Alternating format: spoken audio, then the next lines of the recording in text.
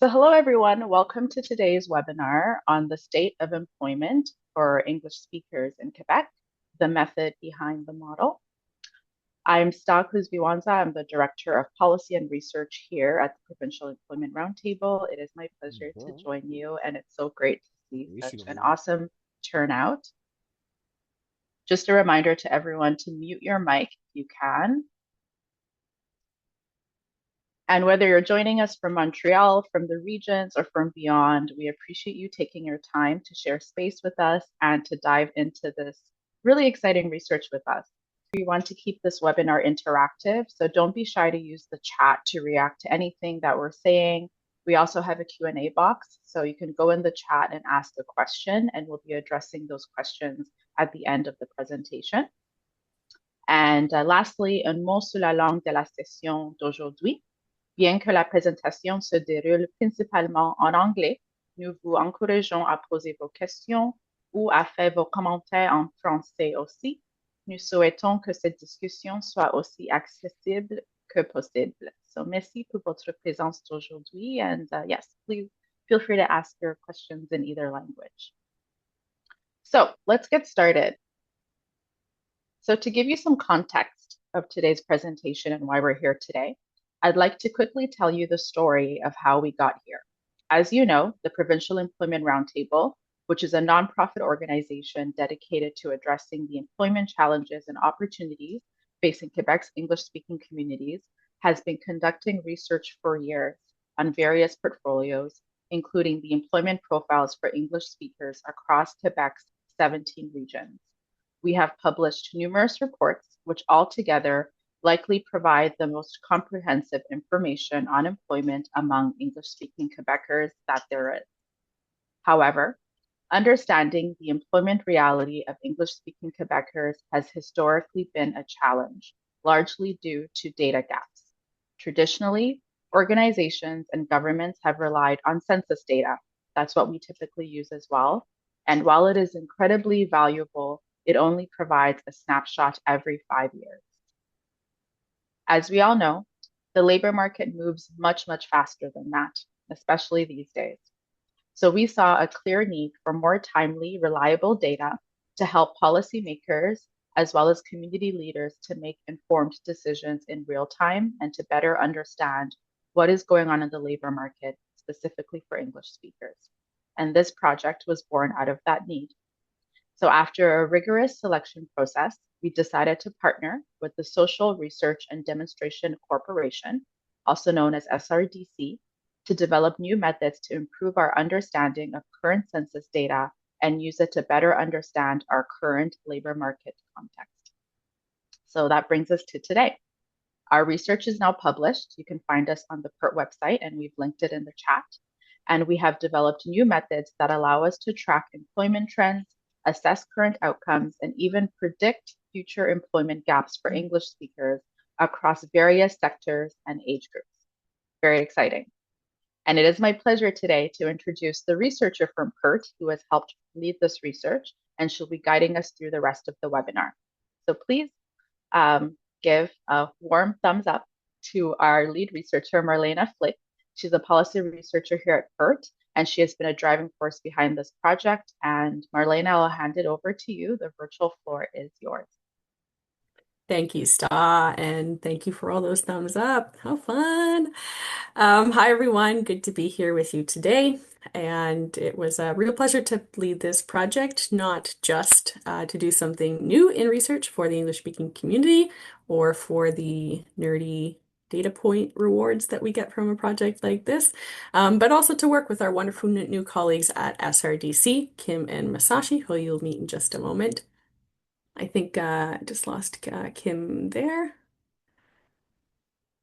Okay, we're great.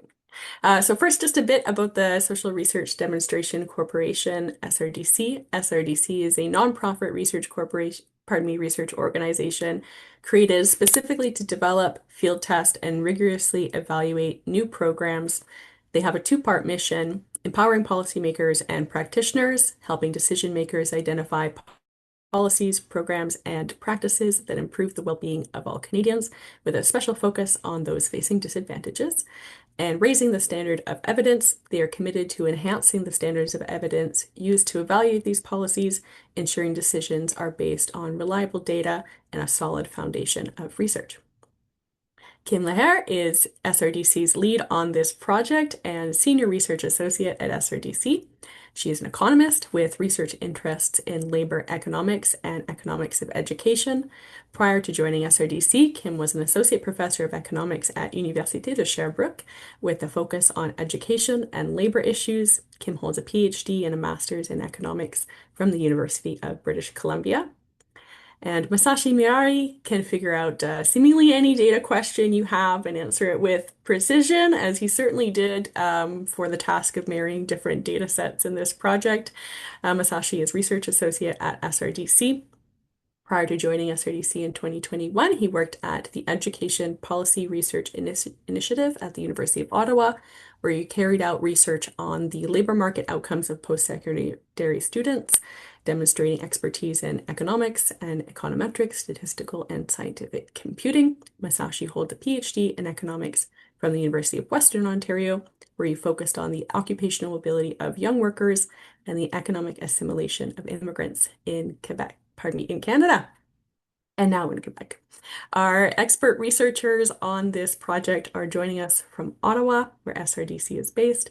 Welcome, Kim and Masashi. So we're going to start into a bit of a fireside chat and keep this a little bit conversational. I'd like our audience to walk away with a bit of an insider's look at this project's methods and the economic model we developed, what kind of findings it can give us, and how that can help us make better policy research and programmatic decisions. So just to do some scene setting, I wouldn't be a true Slavic if I didn't say let's start with a little bit of storytelling. Um, Kim, I wonder if you might start us off with our methods. Could you describe what we did overall that helps us get updated numbers on the state of employment for English speakers in between census years? As was mentioned earlier, the only regularly collected, linguistically disaggregated economic and labor force data in Canada is the census. And it's only administered at 5-year intervals, and we know that therefore it's slow to reflect policy and economic changes in those intervening years. So what we did in this project is we used Statistics Canada's labor force survey, which collects monthly data on the labor market activities of Canadians, including employment, wages, hours of work, occupation, industry, as well as personal characteristics of those who are responding, such as age, gender, education. However, that labor force survey, or the LFS, doesn't include linguistic information. So what we did in this project was use that labor force data from January 2016 up until May 2025, along with the census data.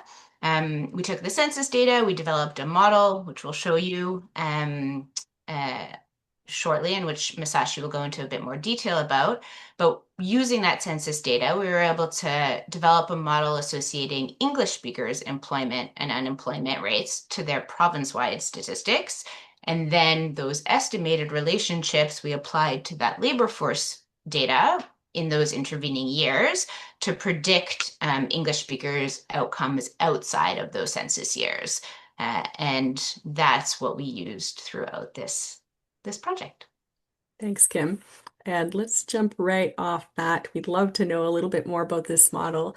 Kim or Masashi, could you orient us to the model that we developed in this project? What is it, and how is it well suited to our objective of identifying a timely snapshot of English speakers' employment outcomes?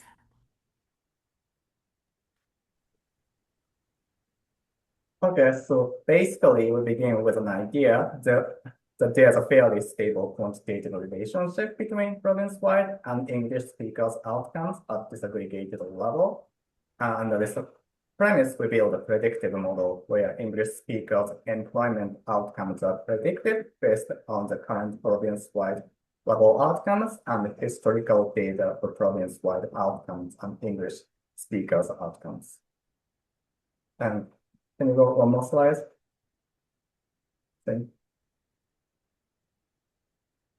And here is a prediction model we use, developed in this project. This is not the most readable things in the world, but basically this equation says to predict the employment rate and unemployment rate of English speakers in Quebec, we use 5 predictors, like province-level statistics in the same period, and census 2016 value for the statistics to be predicted, and province-level statistics in 2016 census, and industry and education level indicators. And this quantitative relationship is estimated at the time May 2021 using census 2021 data, and then use this estimated relationship to extrapolate the English speakers' outcomes in different points in time. And the benefit is publicly available data is all we need to generate monthly update of English speakers' employment outcomes. And approach is fairly simple to implement and giving sensible predictions that's more usable. Thanks, Masashi. I love the juxtaposition of looking at this calculation and hearing you, and your description there was saying it's a fairly simple calculation to plug things into.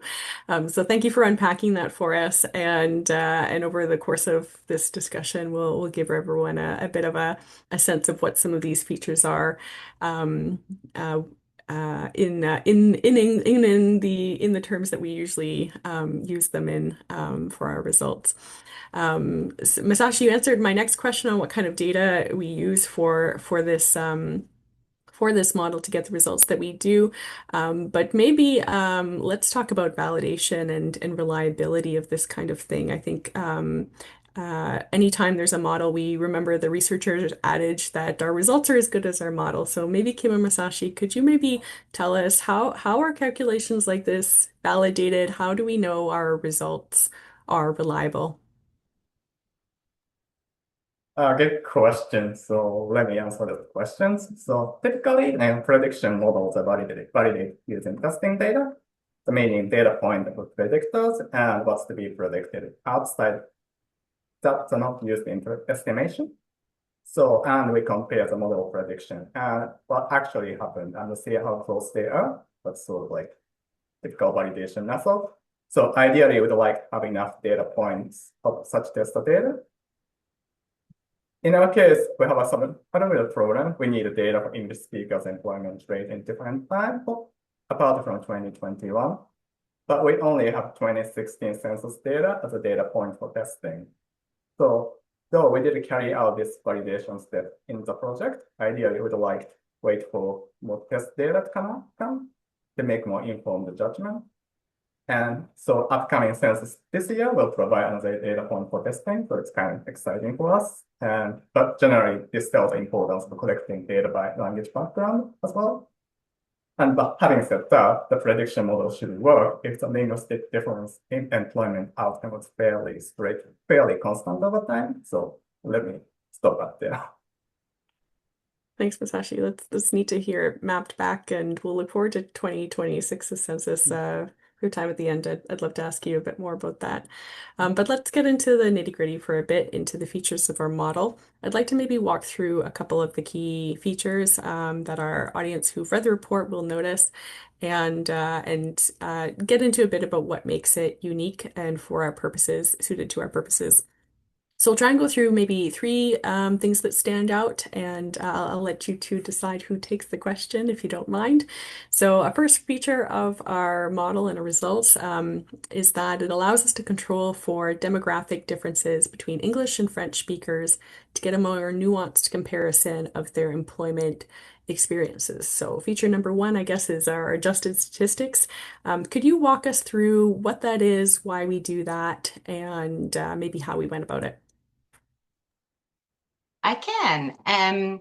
So I think one important thing to keep in mind when looking at English speakers' employment outcomes in Quebec, and specifically comparing them to French speakers' outcomes, is that English speakers and French speakers have different observable characteristics, also unobservable characteristics, but observable ones that impact their employment outcomes, such as earnings or their employment and unemployment rates.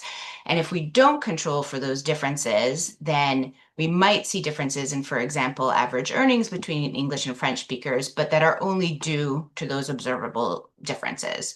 So an example that's often used is education. In Quebec, we find that on average, English speakers are more highly educated than French speakers. And so if we're just looking at English speakers' employment outcomes, we also know that education is positively correlated to employment outcomes. And so we might find better outcomes for English speakers compared to French speakers, but this is only because they have higher education levels. And once we control for those differences in education, maybe there's actually negative differences between English and French speakers. And that's really important to know. And so that's what we did here. So on the slide right now, you see this basic, again, I shouldn't say basic, but a linear regression model that we look at, where our dependent variable, the y on the left-hand side, is either employment or unemployment status, or earnings. And we measure earnings in two different ways, in Canadian dollars, but also in the log of annual earnings, which maybe we'll get into later. And we're looking at trying to understand the difference in English and French speakers' employment outcomes. And so our Sorry, just a request to everyone, if you're new joining, maybe just stick yourself on mute for a moment. Thanks. Sorry, Kim, go ahead, please. That's okay. Okay, so what we're interested really in this equation is that coefficient beta, the difference between English and French speakers in those employment outcomes, but we want to control for any other differences that might affect y, those employment outcomes. So in our estimating equation here, we're controlling for age, we're controlling for gender differences, location, which might also be very important in the Quebec context, those education levels that I mentioned earlier, immigration status, so whether or not someone is a newcomer to Quebec and Canada, and industry. And all of these variables are indicators. So we have a set of indicators. So it's a very flexible functional form, even if here it looks quite linear, to allow for us to control for any of those differences. So really what we're identifying is what is the difference in, say, average earnings between English and French speakers if we take away all those differences in age, gender, location, education, immigration status, and industry, and we're able to compare apples to apples, for example, then what's that difference? And we think that's extremely important and valuable. Thanks very much, Kim. I'm sure we'll have lots of questions about that at the end. As our second feature maybe of this model is that it allows us to do predictions. So those who've already read the report know that our model allows us to predict English speakers' employment outcomes for 2026 is what we did in the report. So we have a current snapshot of employment outcomes past census 2021. Could you tell us, maybe give us an example and tell us what are some of the practical implications of those new data points? We take this prediction model and then for different categories of industry and also education levels, which are in the report, we're able to predict the gaps in the employment and unemployment rate between English and French speakers for this period. And so we've just put one example here in this slide for one of the industries that is of interest, so professional, scientific, and technical services.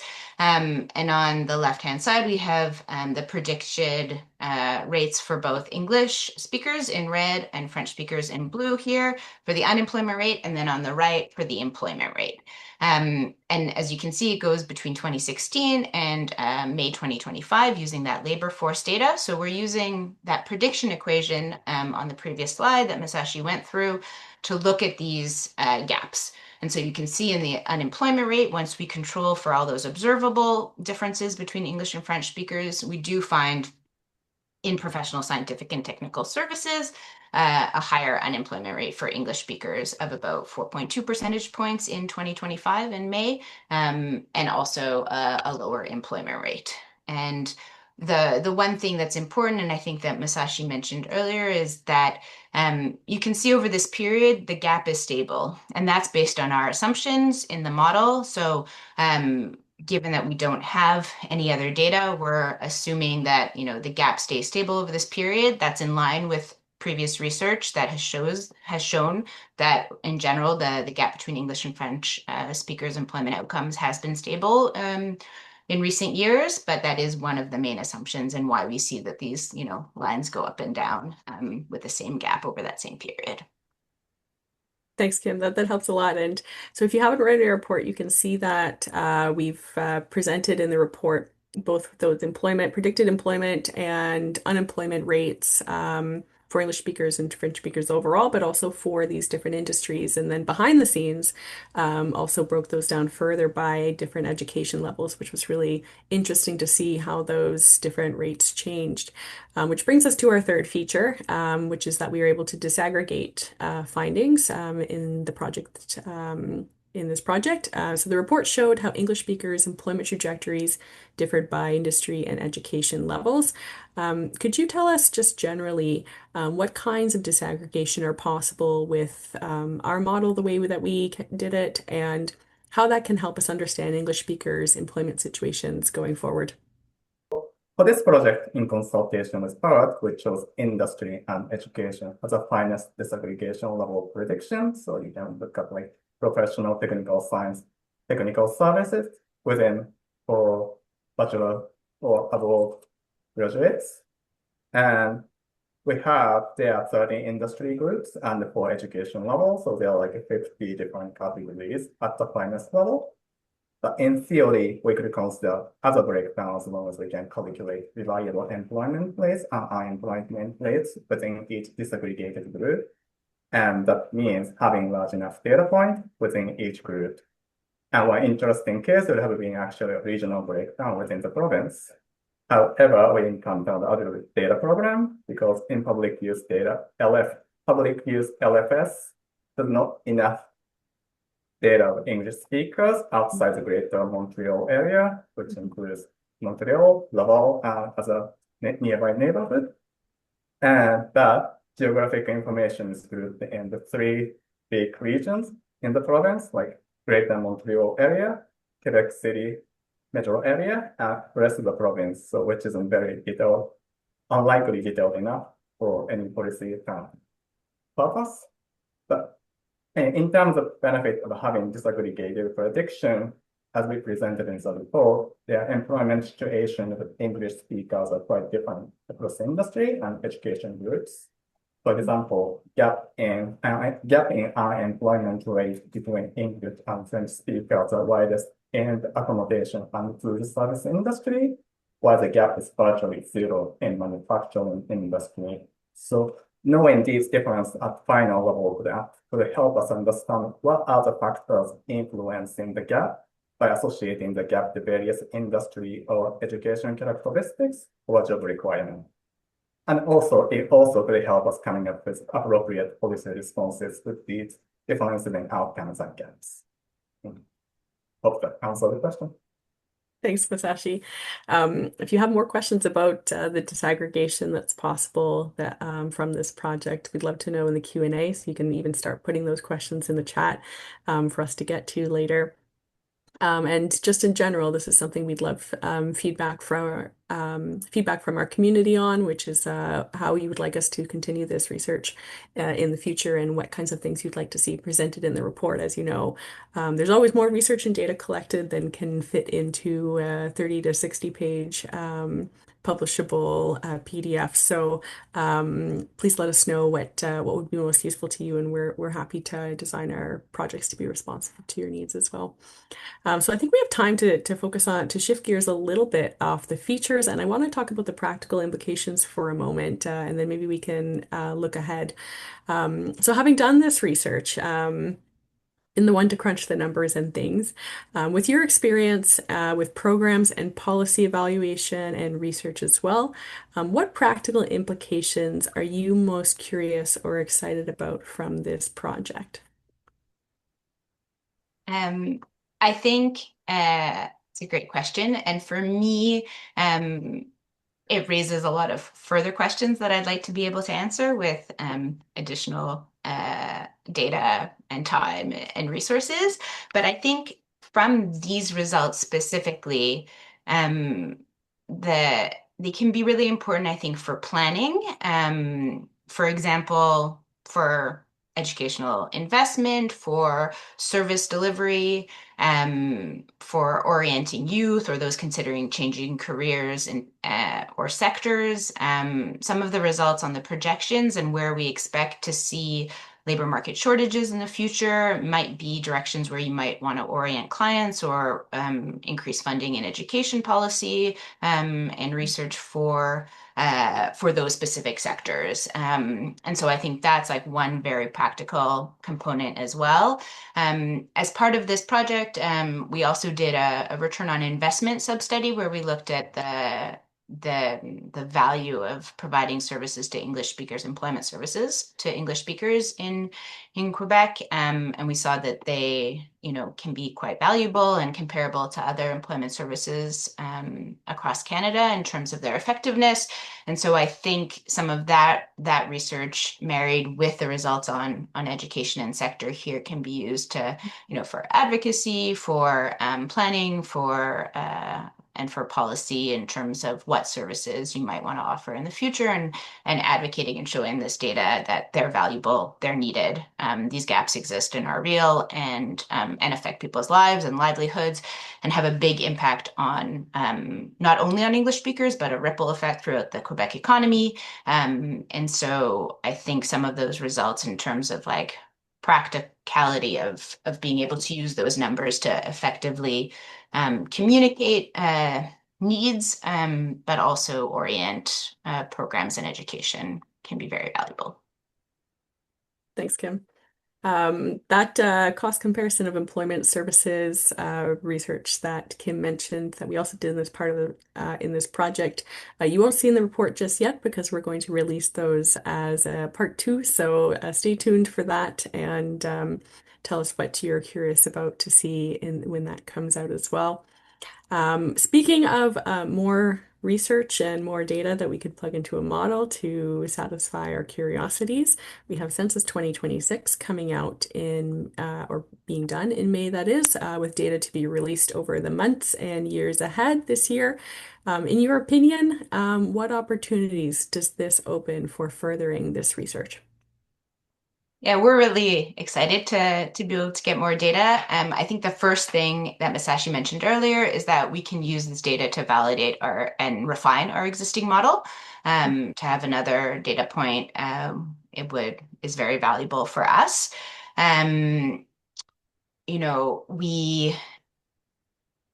We used here, the project was a short time frame. We used public use data, but as Masashi mentioned, there are some limitations given the sample size and public use data in both the labor force survey. If for disaggregation beyond industry and education that might be of interest, such as region within Quebec. And so I think having access to the full data set and microfiles would allow us to look at more breakdowns, which would be very interesting. So not only region, you might be interested in the results for newcomer English speakers versus non-newcomer, or by gender, by age category. How are youth comparing to, older English-speaking Quebecers? So there's a lot of, I think, interesting results that we could be looking at if we had the 2026 census data result, data itself, but also some of those more detailed non-public use data. Thanks, Kim. So for everyone's, I'm gonna give out some thunder here that our ambition is to continue this research and to do this as a bit of an annual project on a bigger scale as well, which is why we'd really love to hear what you're most interested in this kind of research, what you'd like to see put out publicly. Does that implicate some choices that we make designing the research projects at the front end? So do let us know both in this webinar, in the Q&A we're about to have, and over the next coming months as we scope those projects and invite funding. So please share those ideas with us as well, of course. I have a couple more questions I wanted to ask you, but I think actually what I'd like to do is turn the floor to our audience to get your questions, and then maybe if we have time, I'll come back to the questions of my own. So it's your turn, everyone in the audience, to share with us what piqued your curiosity. We have a lot of interest in what you'd like to hear more about or what want more clarification on. So if you could put those questions into the chat, I'll be moderating those to Kim and Masashi or our team as well. And then at the end, if we have time for some more of our own questions, we'll get into some other points of the model, and then tell you what's next for this project. I like someone in here said math is art. It's true. Art is also math.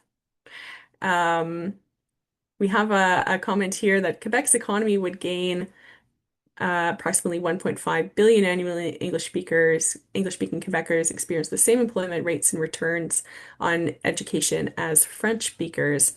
This was something that we put out in the report and haven't talked about in the webinar just yet. But Chris would like to know if you can expand on the returns and just tell us more about that. Sure.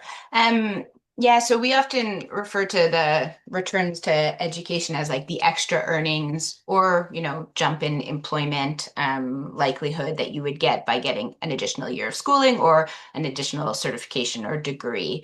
And what we're finding here is that even though English speakers have higher levels of education, which is correlated with better employment outcomes more generally, there are still these gaps that persist once we control for them.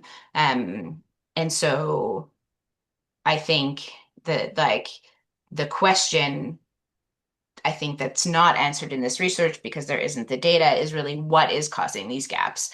Why aren't English speakers getting the same returns to their education as French speakers in Quebec? And one, obvious possibility is their French language skills, and I think that's one that can be further. There is existing research about English speakers' French language skills and how that affects their employment outcomes in Quebec, but that's definitely an avenue of further research and what are the can we identify the impacts of like francisation classes and how that might reduce the gaps for some. Kerwin says he's an outreach coordinator for employment in the Eastern Townships. We're glad to have you here, and would like to know more practically how we can use this data to be proactive and efficient in helping close the gap to help English speakers as a whole. So how do we apply the findings we have?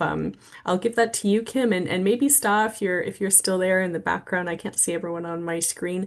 Maybe you might have some things to add as well to that question. So we can't answer that question with this research, but what we can say is that acknowledging that they exist, they're real, they're large, and can be quite large for some individuals is important. I think that the disaggregated education and industry gaps can be important in a practical sense if if you work for an employment service provider and you're orienting people towards an English speaker towards an industry, you might want to be aware of what the gaps are, what the projections are for those industries as well and education levels. If you're orienting youth into education programs, you might want to know those as well. So there are some practical implications, but those big questions of like, how do we close these gaps, I think still need to be answered. Thanks, Kim. Kerwin, just to say for myself as well that something I was really excited about from getting the results from this project is that from a program's perspective, they're useful at a strategic level just to be able to have a more timely picture of what's going on in the labor market for English speakers, to know, where to direct programs. It also gives you new data that you can use in your funding applications and in advocacy documents that you can update your research with a bit more nuance, having that disaggregation and having your numbers have this year's date instead of census 2021 with a reliable estimate of what things look like now without those numbers before those numbers are out. And so that puts you ahead of the game in understanding what's going on that would affect your program decisions and the population. And as Kim said, You can also get a bit of a more nuanced picture over the time of us putting out this research in terms of how English speakers, how education or industry are changing those outcomes. So that's one of a couple of the ways that I think this is quite practical and exciting research that we've put out. We have some other questions here. I see from our pleasure, Karen. Thank you for joining us and for the question. Linda says, for the future, we'd love to know for the future. She'd like to know more about how English-speaking women are affected, most particularly related to just English speakers versus bilingual speakers. Okay. So people who just speak English versus people who are speaking English and French. And those in the sandwich generation caring for children, elderly parents, single parents, coupled parents, the effects of recent impacts of AI on English speaking employment and data regarding levels of education and employment rates within female cohorts. So the last, maybe I'll take part of that question. Linda, this research has exactly that part of the last bit, at least. We have, you can see how, excuse me, education and employment are related in our research. And we'll be happy to maybe in future reports to be able to disaggregate some of that further with more data from the full census files. You'll also be maybe happy to know that PERT has a report coming out on women, English-speaking women, authored by our colleague Sarah He. So that will be coming out in the near future if it isn't already almost published. So you'll hear about that in our newsletter, which you can sign up for on our website. Kim, did you have anything to add to that point, though, that from that question? No, well, just that I'm also very interested. I think what we're missing here, and what would kind of answer some of the questions on why these gaps exist, is whether or not what are the differences between sole English speakers versus bilingual speakers. And so if we had information on, confidence using French, or also just where your education was and what year, whether or not you're educated in Quebec, we would have sort of a proxy for your for how much French you may have learned. So there's some ways of, I think, getting at that. But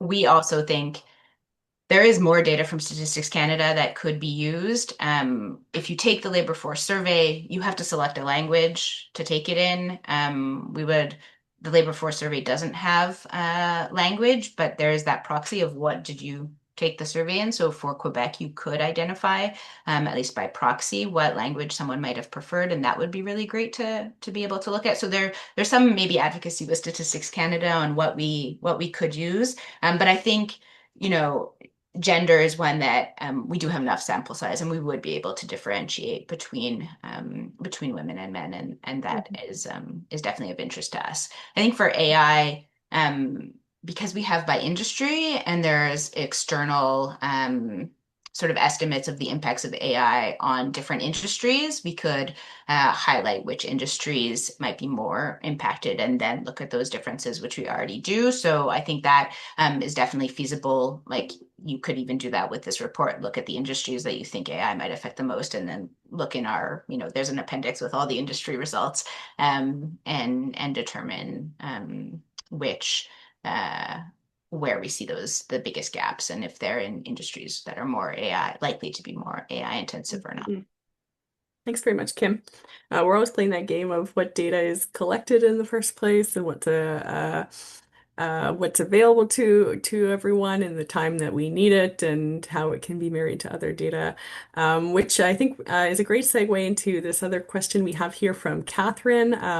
Catherine says, thank you very much for sharing this excellent research and congratulations on this work. So we share that with SRDC, so thank you very much. I have one question. She says, during your research and while applying the predictive model, did you identify any limitations that users should keep in mind when interpreting or applying your findings? Excellent question, Catherine. Kim and Masashi, I'll let you take this. Yeah, I can go ahead, Masashi, feel free to add. I think there are three main limitations. Maybe two I've previously mentioned. One is that we have to assume that we make the assumption that this gap is constant over this period.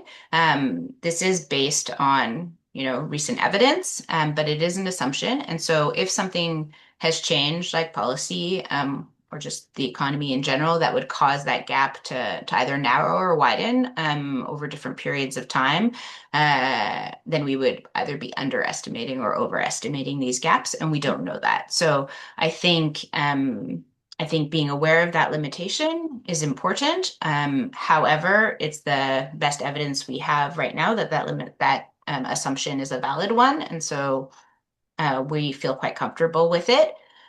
One other limitation in our estimation, where we showed you that first, or the equation that compared English and French speakers and had some control variables, or what we call control variables, so age, education, industry, location, gender. There might be something that we're missing that's in the error term that's correlated with being an English speaker that could affect employment. That would mean that we're either overestimating or underestimating the results. But again, we feel quite comfortable with this estimation. It's quite standard in labor economics. We have the data for like the most likely inclusion of characteristics. One that you might look at and see that's missing is experience. So your experience in an industry might affect your income, but because we have age and education, that's often, your age minus the years of education you have, assuming you didn't take too many gap years, is probably your experience. And so we do in some ways control for experience in a very standard economics way. So we feel quite comfortable with those controls, but again, something could be missing. The final one is about projections, which we spoke about a little bit less, but we projected into the future what employment outcomes might look like. And those projections are based on the ministry's projections that were done by the conference board, or now Signal 49, I think is their new name. And so our projections rely on the projections of the conference board and the Ministère de l'Emploi. And so if those projections are wrong by industry, then ours will be as well. So I think those are the three main ones. Thanks, Kim, for tackling that answer, and thanks for the excellent question, Catherine.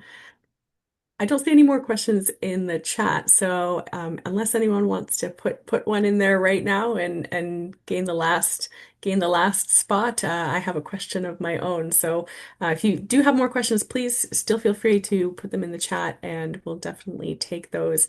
But if not, I have a point that I wanted to ask about because it might be easy to miss in the report that we have a lot of new data points that are very practical for you to use.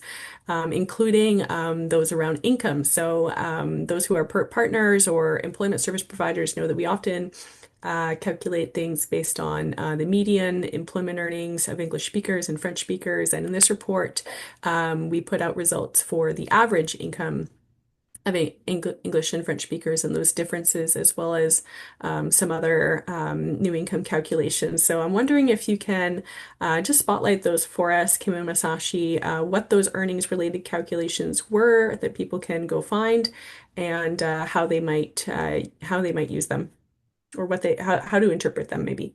Thanks. Yeah, definitely. So I think, we also advocate often for using the median of earnings and not the mean, because it's, not as skewed by outliers, for example. But in those regressions or equations that we showed you, the estimation is for the average. So it calculates the mean, and that's what we're able to estimate here. And one way that we limit the influence of outliers is by using the log of earnings. So we look at the difference in Canadian dollars, but we also look at the difference in logs. That minimizes the impacts of those outliers, but it also allows us to interpret those results as percentage point changes in earnings, which is also sometimes of interest. So although it does differ from previous PERT numbers in terms of like median versus average, I think both are quite reliable in this circumstance. And then the way we calculate that $1.5 billion gap for all of Quebec is we look at the number of English speakers in Quebec and their employment rate, and then we look at that closing that gap in earnings for English speakers, but then we also look at closing that gap in the employment rate.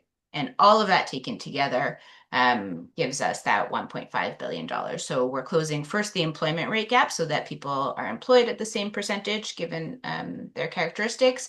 And then we close that earnings gap. And then we multiply all that by the number of English speakers, and we get this $1.5 billion annually to the economy of Quebec. It's very, very cool to see and to put into numeric form. Thank you. When we saw those findings, one thing that really stood out to us is, often we know historically for the last many years, English speakers have lower median earnings than French speakers. But often, the second part of that conversation that comes in is maybe the myth of the wealthy Anglophone as a community, and showing the average numbers. Actually, what we saw is that, once we took out the outliers in the log earnings of those averages, is that actually once we take out those outliers, on average, English speakers also have lower earnings. So it's very useful to see the nuances of those pictures to actually understand what's going on, and to be able to join our conversations with nuance. I think I saw another question come into the chat, or maybe it was a comment, so I'm just going to see what that was from Linda. Can Canada ask questions about employment precarity? Like, 1 year I had a job for 8 months and made 70K, but 2 years before they didn't have any work. Do you know, maybe you can just give us a bit of a teaser on what StatsCan has in terms of that helps us understand employment precarity of the English speaking population, Kim? Yeah, I'll talk about the labor force survey, and then maybe Masashi, if you've anything to add on other data sources from Statistics Canada. But if you're part of the labor force survey, you're part of it, I believe, for a period of 6 months. And so you're asked monthly. You start off with the first survey is a bit longer, and you're asked about your employment. And then for those 6 months, you're asked, do you have the same job? And then, subsequent questions. And if you've changed jobs or lost your job, then it asks a different series of questions. So Statistics Canada does measure precarity, or can measure precarity, because it's looking at the same people over 6 months and whether or not they've lost their job, gained a job, changed roles within their job, etc. But in the example in the question, for like, if you had it for 8 months and those 6 months of your survey overlap those 8 months, we wouldn't see any precarity because it wouldn't have been during that short period of time. It's not going back in time and asked you last year, what were you doing? So the labor force survey will measure precarity like at a moment in time over those 6 months. So it does get a sense, but it obviously misses some people for whom like the precarity is over a longer period than 6 months. Masashi, is there any other data that you're aware of? It's a good question. I can't think of any that have like if you are unemployed in like 8 months before or not, but there's stats can keep track of our personal income data set, and that gives you like history of annual earnings. So if you want to see your earnings over time, that may be one source of the data. Yeah, but it's confidential, so you have to apply for StatsCan to start a research account. So I don't. It would be great to do Yeah, that. that's a good point. All of our tax returns, like if you can follow them over time, and see if somebody's income has changed drastically between several years over that period. But yeah, as Masashi said, getting access to that data takes time and Complicated. it's challenging. We love future research questions. And on that, just to everyone, and thank you, Linda, for the question. So to you as well, in particular, on this topic of employment precarity. As we design this research project for future years, feel free to also share with us, what specific research questions or angles of certain topics, for example, angles of employment precarity you'd be interested in, so we can make sure to shape our research to answer those questions in the years to come. I think we've just time to wrap up here. So thank you everyone for all these lovely questions. It's really great to hear what you're curious about. And we just have some final words for you as well before we all leave for the rest of our work days. First is that I'd like to thank Kim and Masashi. Thank you so much for explaining everything to us so clearly in this webinar today, but also for your work and your persistence in this project and your collaboration. It's great to have fellow curious researchers to work alongside and do great work like this. So thank you very much for your work on this project. And thank you to our funder. This project was funded by le Secrétariat en relation avec les Québécois d'expression anglaise, or the SRQEA. And we have a few final invitations for you to join in on as well. First is to read the report. If you haven't, it's available on our website in English and French. You can also revisit this webinar once it's posted on YouTube in the weeks to come. And again, please connect with us. We'd love to hear how you're using this data in this report, how you'd like to use the data in future reports, what kind of findings or research questions you're interested over the years to come. So shoot our policy team an email. You'll see in the top of the chat there our email at policyresearch@pertquebec.ca. That's where you'll reach all of us, Sta, myself, and others. And thank you very much for joining us on your workday, for your interest in this topic, and again for the work you do in applying this research into tangible, better results for English speakers in Quebec. So thank you to everyone, and I wish you a great rest of your workday. Thanks, everyone.